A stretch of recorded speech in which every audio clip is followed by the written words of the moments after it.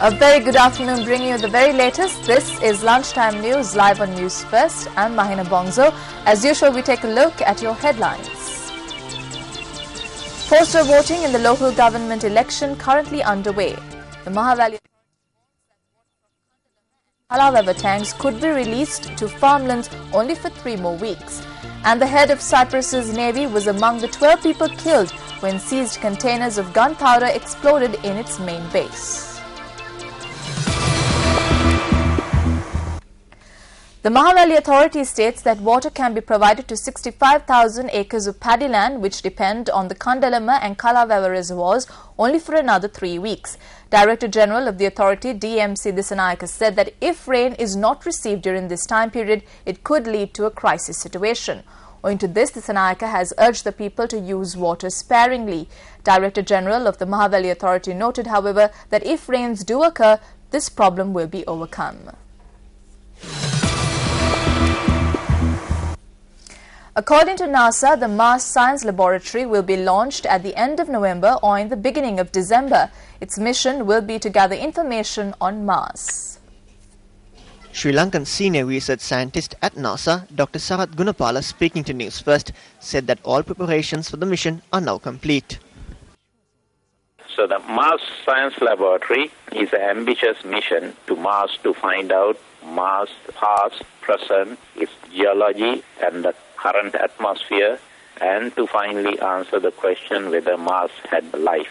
So Mars Science Laboratory is a very expensive rover. It cost us about $2 billion to build, and it was about a 5-year development. So Mars Science Laboratory is a big rover. It's the size of a sport utility vehicle. It's about 10 feet in length, 9 feet wide, and 7 feet tall. It's tall as a basketball player. This is without its arm. It has a very strong arm that's about 7 feet in length, and it can dig up to 15 feet. So Mars Science Laboratory is powered by atomic power. It's powered by plutonium-38. So the plutonium-238 decay and their radioactivity generate heat. That heat gets converted to electricity by a Peltier effect. So this is in contrast to the previous Pathfinder and Mars Spirit and Opportunity rovers. Those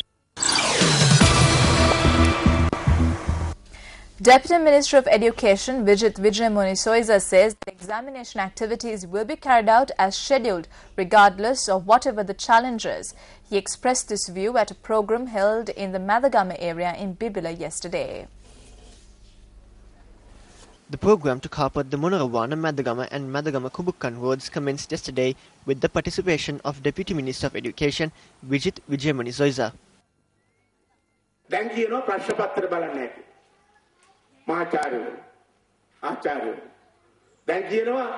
It is now being stated that professors and lecturers will not mark the answer scripts and they will distance themselves from examination activities.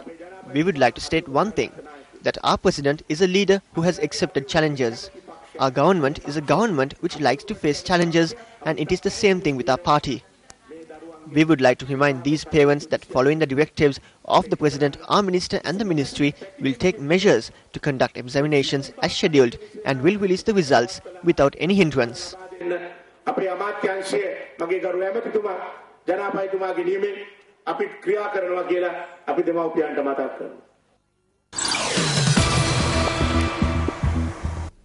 Now, former Chief Justice Sarath Silva has attributed the problems that have arisen in relation to the hedging issue to non-compliances with the orders issued by the Supreme Court.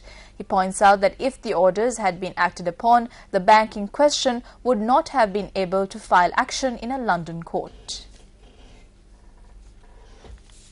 2 cases were filed in the Supreme Court before the bench that I was presiding, saying that these agreements entered into by the Petroleum Corporation violate the fundamental rights of the people of this country, inasmuch as they deny to the people the benefit of the decline of petroleum prices in the world market.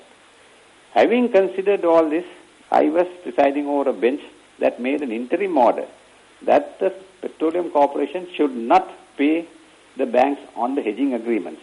At the same time, we made another order against the government and the corporation that the price of petrol, which was around about 120, per litre be reduced to $100 rupees per litre.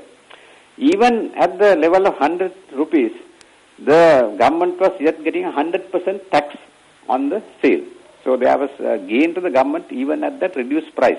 Our order was made somewhere around the end of December 2008. But the Petroleum Corporation did not reduce the price of petrol on the basis of a cabinet decision. The cabinet, presided by the President, decided to defy the order of the Supreme Court. And cabinet decided to reduce the price of petrol only by 2 rupees per litre. Now, in about January 2009, when the court commenced after the vacation, we were confronted with a serious situation where the government was defying the order of the Supreme Court. And when the case was called, this matter was considered by the lawyers, and the lawyers for the petitioners informed court that they did not file this case to bring about a conflict between the court and the government, and that since the government was defying the order of the court and refusing to reduce the price of petrol to 100 rupees per litre as directed by the court, they were withdrawing this application. Taking a look at one of our headline stories, the second phase of postal voting for the local government elections are being conducted today. Postal voting for 65 local government authorities is being conducted. The number of state workers who are eligible to cast their postal votes stands at nearly 59,000. Additional Elections Commissioner W.P. Sumanasiri said that several postal voting centres have been set up in various state institutions, including divisional secretariats and police stations. The Election Secretariat has taken steps to deploy special officers to postal voting centres where discrepancies are likely to occur. Additional Elections Commissioner W.P. Sumanasiri stated that the aim of this move is to conduct a free and fair election. Senior DIG Gamini Navaratna, who is in charge of election activities, stated that a special security plan is underway for the postal voting which is taking place today. Meanwhile, Postmaster General M.K. Bidisanaika stated that